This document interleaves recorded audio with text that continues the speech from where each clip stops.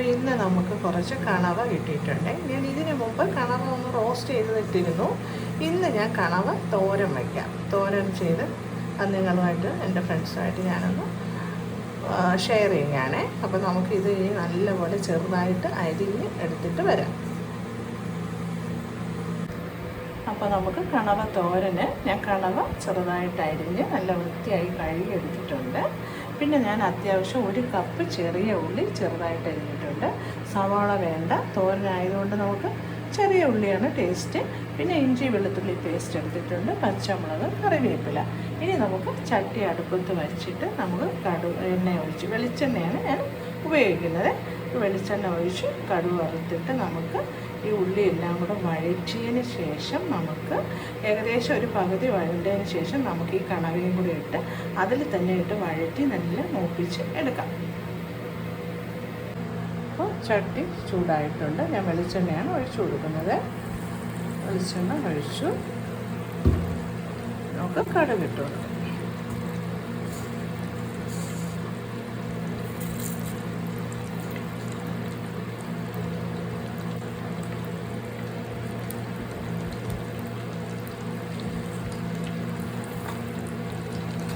കുറച്ച് തേങ്ങാക്കൊത്തും കൂടി ഇട്ട് കൊടുക്കാം. അപ്പോൾ അതൊരു ചെറിയതായിട്ടൊരു കടിക്കുന്നത് നല്ല ടേസ്റ്റാണ്. അതും ഇതിൻ്റെ കൂടെ തന്നെ ഇട്ടങ്ങ് മൂപ്പിച്ചാൽ മതി. അതിൻ്റെ കൂടെ തന്നെ അങ്ങ് മൂത്തോളും. ഇനി നമുക്ക് മുളക് ഇട്ട് കൊടുക്കാം.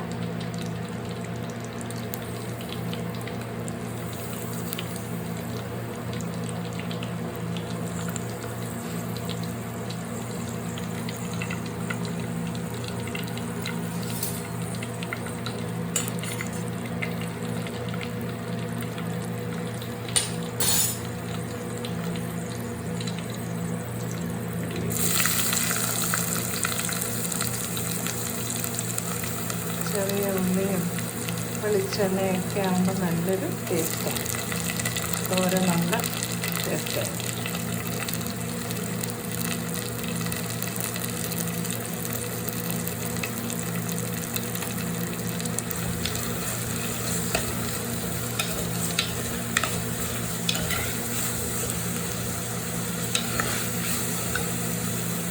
ഉപ്പ് ഇട്ട് കൊടുക്കാം.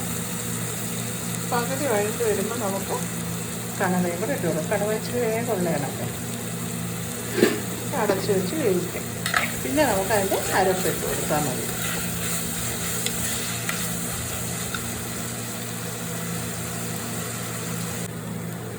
നമുക്ക് കുറച്ച് തേങ്ങാക്കൊത്ത് ഇട്ട് കൊടുക്കാം.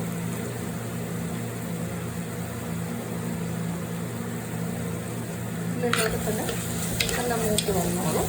ഇതിൻ്റെ കൂടെ കണവയും കൂടെ ഇട്ട് കൊടുത്തിട്ട് അടച്ച് വെച്ച് നമുക്ക് വേവിക്കാം. എന്നിട്ട് നമുക്ക് അതിൻ്റെ അരപ്പ് തയ്യാറാക്കാം.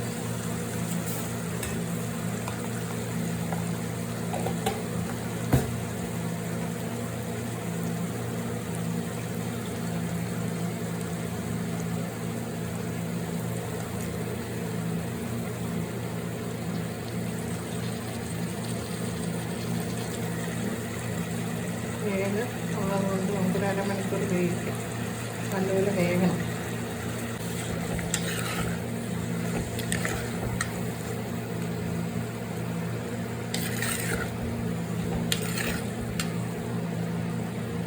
അടച്ച് വെച്ച് വേവിക്കാം.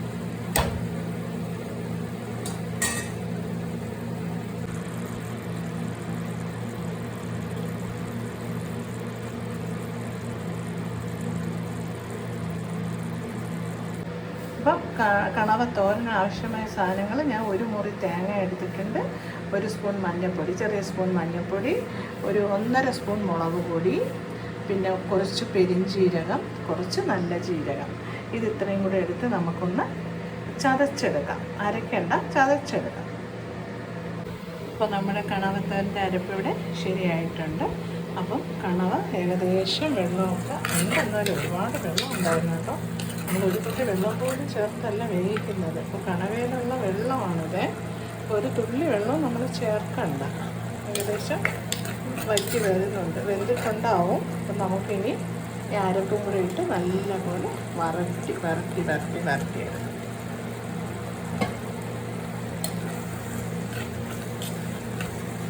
തോരനല്ലേ, അപ്പോൾ ഡ്രൈ ആയിട്ടിരിക്കുന്നതാണ് നല്ലത്.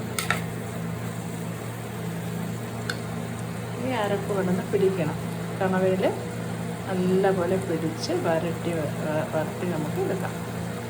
വേണമെങ്കിൽ ലേശം വെളിച്ചെണ്ണയും കൂടെ ഒഴിച്ചു കൊടുക്കാം. അപ്പോൾ നമ്മുടെ കണവത്തോരൻ ഏകദേശം പുതിയ വരുന്നുണ്ട്. ലേശം വെളിച്ചെണ്ണയും കൂടെ ഞാൻ ഒഴിക്കുകയാണ്. ചൂടണ്ട കുറച്ച്. ഇതിൽ മെയിനായിട്ട് വെളിച്ചെണ്ണയും കുരുമുളകും മസ്റ്റാണ്. കാര്യം വെളിച്ചെണ്ണയിൽ കിടന്ന് വരണം, എന്നാലേ ആ ഒരു തനി നാടൻ കണവത്തോരനല്ലേ. അപ്പം നമ്മൾ വെളിച്ചെണ്ണ, ചെറിയ ഉള്ളി, കുരുമുളക് ഇത് ഇത്രയും വേണം. സവാള ഇത്ര ടേസ്റ്റ് വരില്ല. കുരുമുളക് പൊടി നല്ല പോലെ വേണം. കുറച്ച് മുളക് പൊടി ഇട്ടാൽ മതി. കുരുമുളകിൻ്റെ ആ ഒരു മണവും അത് വെളിച്ചെണ്ണയും ചെറിയ ഉള്ളി എല്ലാം കൂടെ ആകുമ്പോഴാണ് നമ്മുടെ കണവ തോരൻ സൂപ്പറാകുന്നത്. അപ്പം എല്ലാവരും ഇതുപോലെ ചെയ്യാത്തവരുണ്ടെങ്കിൽ ചെയ്ത് നോക്കണേ. എന്നിട്ട് സബ്സ്ക്രൈബ് ചെയ്യണം, ലൈക്ക് ചെയ്യണം. അടുത്തൊരു റെസിപ്പിയുമായി കാണുന്നത് വരേക്കും ബൈ ബൈ.